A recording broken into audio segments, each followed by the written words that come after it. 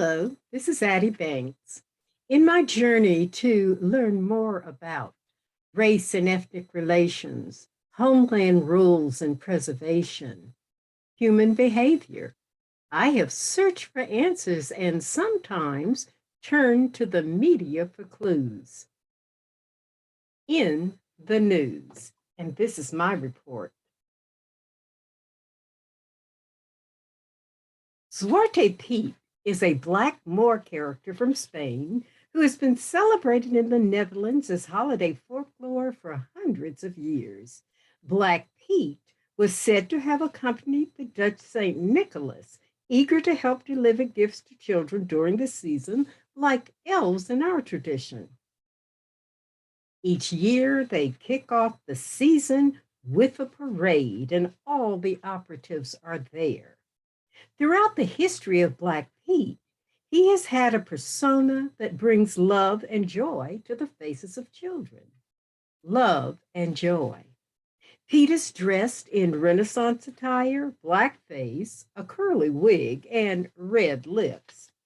As in every nation, the holidays, the traditions belong to the people. Since the 1910s,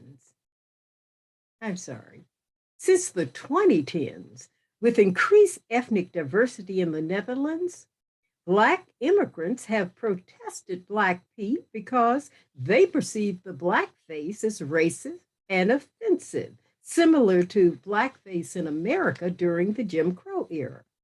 Each year, they protest parade participants using blackface. Some celebrations have now begun to use gray Pete. This article in the November 13, 2021 news, anti-racism activists staged demo against Dutch Black Pete, seeking to kick out Black Pete. This was chanted at the parade exit. Activist and one of the founders of the Kick Out Black Pete movement is Jerry Affery. It was not stated how long he has lived in the Netherlands or his ancestral homeland, but he stated, "What we have achieved in that is that 10 years later, no one can deny that there is racism in the Netherlands. Just like every movement, slowly but surely, we are making progress, but we are not there yet. I'm optimistic because I've seen this country be fully asleep, waking up bit by bit. So I think that it is a matter of time that all these people we're seeing now in Black faces, that they make the change." Nationalists have pushed back. At this parade, some parents were angry that the demonstrators were protesting close to the exit of the celebration that was a ticketed event due to the coronavirus.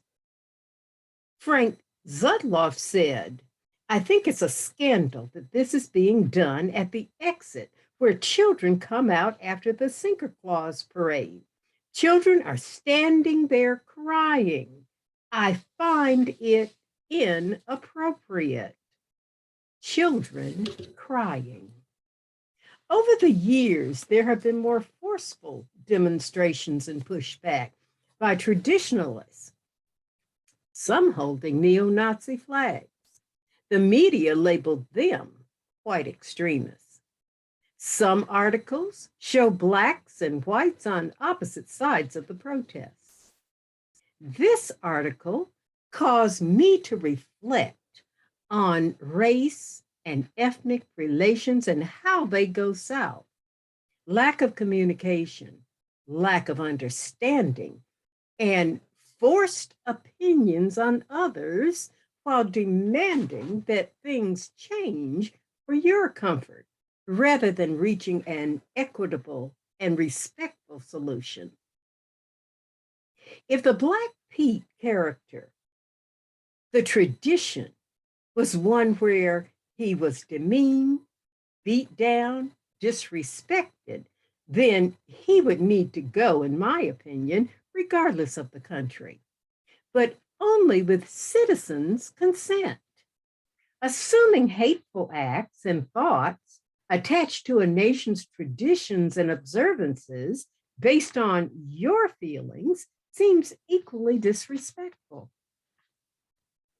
The greater offense, in my opinion, is what I taught my children, that if someone invites you into their home, then it is up to you. It is your responsibility to fit in, to learn how things are done, or leave. That is my do no harm position. Resentment is often at the root of racial and ethnic tensions between natives and immigrants. In this article, Dutch Prime Minister Mark Rutte stated that there are also people living in the Netherlands who, in that regard, feel that they don't fit in, that they can't play a full role in the society. That is also a Dutch problem. There's racism here too. There is discrimination here too. A CNN YouTube video interviewing Danish People's Party MP Kenneth Christensen Berth recorded his opinions about the difficulty of assimilation for some migrants failing to fit into their traditional society. Several commenters added their experiences from various countries. Most agreed with the MP. Bernard wrote, "He has my full support and respect.